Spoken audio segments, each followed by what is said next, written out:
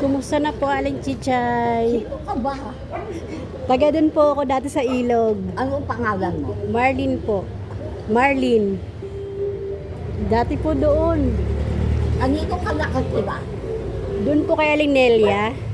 Oo. Matagal po tayo magkakasama doon Oo. dati. Kaila Dennis. Doon po sa anak nyo.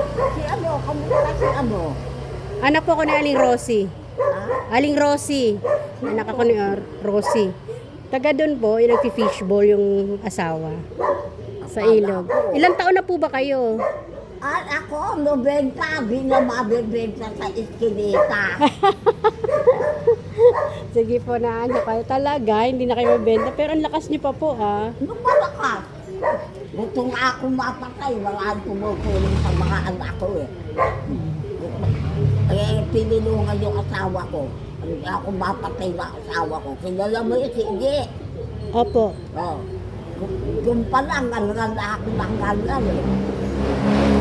Okay lang po ba binibidyo ko kayo para magbigay ng ano sa kabataan? O sige, bibigyan ko Payo. ng Payo ko.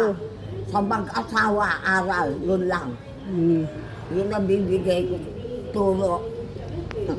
Sasabihin ko sa kanya kung paano masasabi ang asawa mo tunay na mahal ka.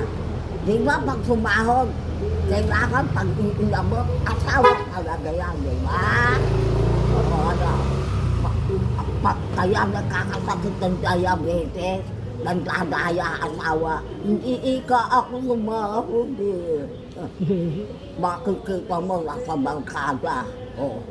Di ba? Yun nga po. Yun nga po. Nabidyo na ako doon sa kantang ano ah. Yung Otis Martin dito po, naka-20 mil ako doon. Ah. Sa Seraton. Naka-20 mil ako. Tumula ako sa Seraton.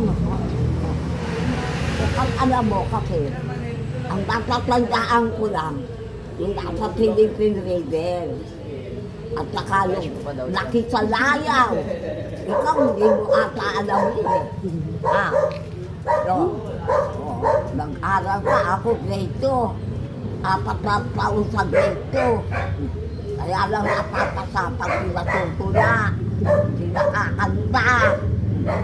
Sige po. Thank you po. Next time po ulit pagdaan ko. Ha? Next time po ulit pagdaan ko. Thank you po.